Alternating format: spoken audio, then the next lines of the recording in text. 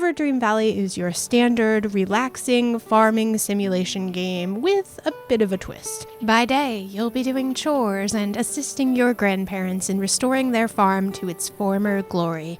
And by night, you'll become one of the farm animals, exploring and playing mini-games. Like your traditional sim game, you'll begin your experience by creating your character from a fairly limited selection of appearance options. For the fashionistas out there, don't worry too much about the single clothing option available at the beginning of the game, as you'll be able to purchase and collect some appearance-altering items as you expand your farm. Once you've made an avatar that may, or most likely may not, resemble you, it's off to meet your grandparents with a complete lack of enthusiasm for the task at hand. Relatable. This farm needs work, and you're just the person to do it. No, I'm sorry, let me rephrase that. You're the only person to do it. Grandma and Grandpa waltz around the farm with ease, but each time you talk to them, they tell you they're incapable of nearly any task. Sure, Grandpa.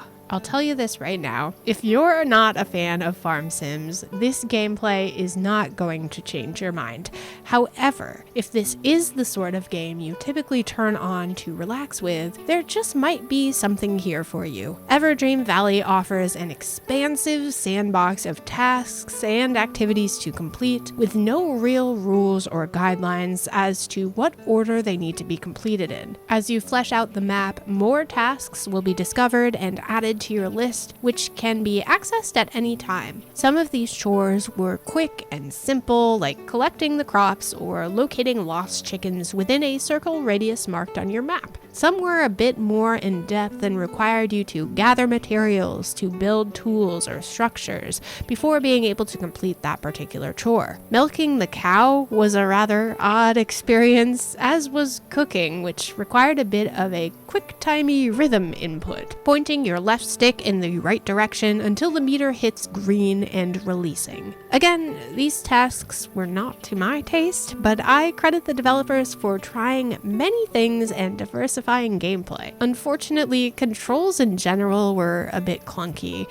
Sometimes I would try to gather crops and accidentally chop down a nearby bush, since the inputs changed at just the right moment. Other times I would be trying to talk to my grandma, but would have to approach her from the exact right angle to avoid interacting with another nearby object. Running through the lush fields and pastures, you'll often find yourself hung up on thick grass and brush, or having to replenish your stamina meter with fruits and food items you've prepared in the aforementioned cooking segment. These types of clumsy mechanics and awkward elements aren't game-breaking, but do become a bit frustrating, and that takes away from the intended relaxation aspect. Also, if you're excited about the nighttime festivities, just know you will have to accomplish a fair bit of mundane daytime tasks before even reaching these fever dreams. And if you stay out exploring in the nighttime too long while you're awake, you'll be attacked by wolves and return to the farmhouse automatically, which is kind of a bummer. Graphics in Everdream Valley lack a bit of life. The animals are cute, but something about them is unnatural in animation, and that made it less appealing to me. I love the idea that you can stop and pet the cats and dogs and cows,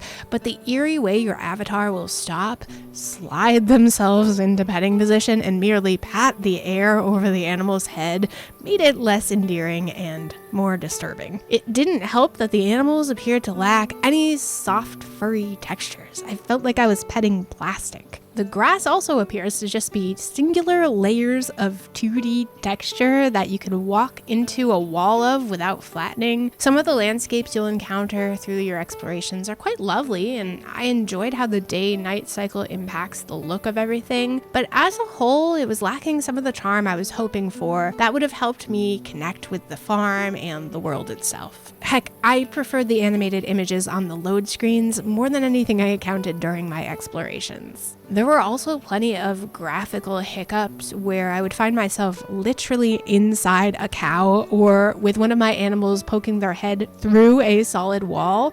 A little spooky. However, one of the stronger points of Everdream Valley were the lush soundscapes created through sound effects. Even on my somewhat dated soundbar, the varied bird calls, crickets, and rustling of leaves made me feel one with nature. Only if I closed my eyes and didn't see the flat grass, though. Music was inoffensive, but not standout, with meandering piano and synthetic-sounding strings on loop. It was certainly peaceful, but a bit safe for my taste. Nothing I would listen to outside of game, but a decent accompaniment to my farm chores. All in all, I do believe farm sim fans will find some enjoyment in these bright, sunny pastures.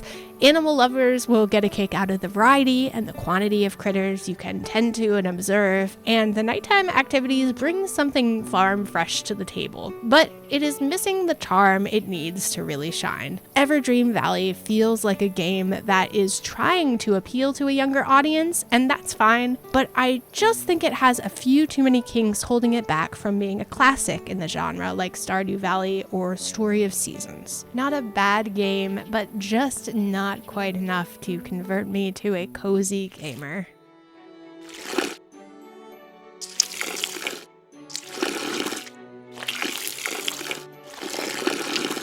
Thank you so much for supporting clickbait-free independent content here on YouTube. Remember to hit the like button and subscribe to help us bring a voice to the voiceless ones in gaming, and be sure to check out patreon.com/idreamofindiegames, where we can together defeat the gaming echo chamber.